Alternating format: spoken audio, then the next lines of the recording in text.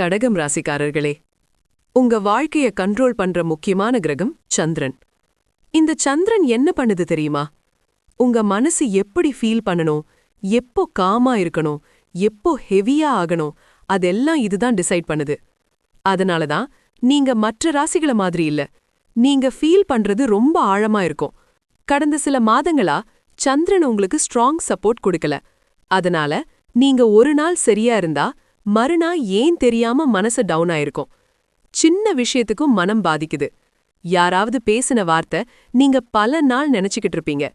இது எல்லாம் உங்க வீக்னஸ் இல்ல, இது சந்திரன் எஃபெக்ட். கடகம் ராசிக்காரர்களே, நீங்க வாட்டர் எலிமெண்ட், நீரு மாதிரிதான். நீங்க வெளியில் காமா இருப்பீங்க, ஆனா உள்ள அலை மாதிரி ஃபீலிங்ஸ் ஓடிக்கிட்டு இருக்கும். நீங்க ஒருத்தரை நேசிச்சிங்கன்னா அவரை முழுசா அக்செப்ட் பண்ணுவீங்க, ஆனா ஹர்ட் ஆனதும் அத வெளியில் காட்ட மாட்டீங்க. அந்த சைலண்ட் பெயின் தான் உங்களை இவ்வளவு நாள் உள்ளுக்குள் சுருண்டு வைத்திருக்கு. இப்போ முக்கியமான மாற்றம் என்னன்னா, ஏப்ரல் 1க்கு பிறகு சந்திரன் உங்கள் ராசிக்கு நல்ல இடத்துக்கு மூவ் ஆகுது. அதோட எனர்ஜி பேலன்ஸ் ஆக ஆரம்பிக்குது. இதனால் நீங்க ஃபீல் பண்ற எமோஷன்ஸ் ஸ்லோவா ஸ்டேபிள் ஆகும், மனம் ஓய்வடையும், நீங்க நீங்களாக திரும்ப ஆரம்பிப்பீங்க. இந்த மாதிரி நேரத்துல சந்திரன் நல்ல நிலையில இருக்கும்போது ஒரு முக்கியமான விஷயம் நடக்கும்.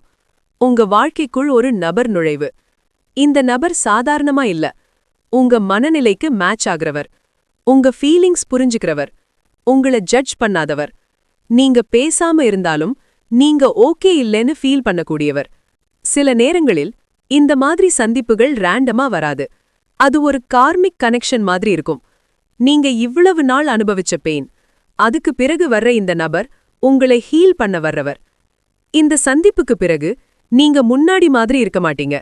நீங்க ஸ்ட்ராங்காக ஆரம்பிப்பீங்க, மனம் காம் ஆகும், உங்க வாழ்க்கையில் ஸ்டெபிலிட்டி வர ஆரம்பிக்கும்.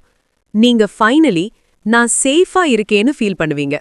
கடகம் ராசிக்காரர்களே, இந்த மாற்றம் லேட்டா வர்றது மாதிரி தோணலாம், ஆனா உண்மையில இது பெர்ஃபெக்ட் டைமிங்ல தான் வருது.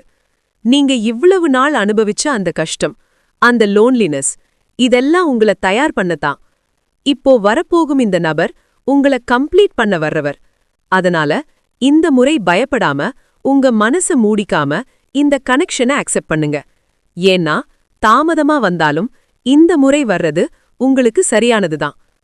கடகம் ராசிக்காரர்களே, கடகம் ராசிக்காரர்களே, நீங்க இவ்வளவு நாள் அனுபவிச்ச அந்த மனவலி, அந்த நிம்மதி இல்லாத இரவுகள், யாரிடமும் சொல்ல முடியாத அந்த உணர்ச்சி, இது எல்லாமே உங்கள பலவீனப்படுத்தல, உங்களை இன்னும் ஆழமா புரிஞ்சிக்க உங்களை தயார் பண்றதுக்காக தான் நடந்தது.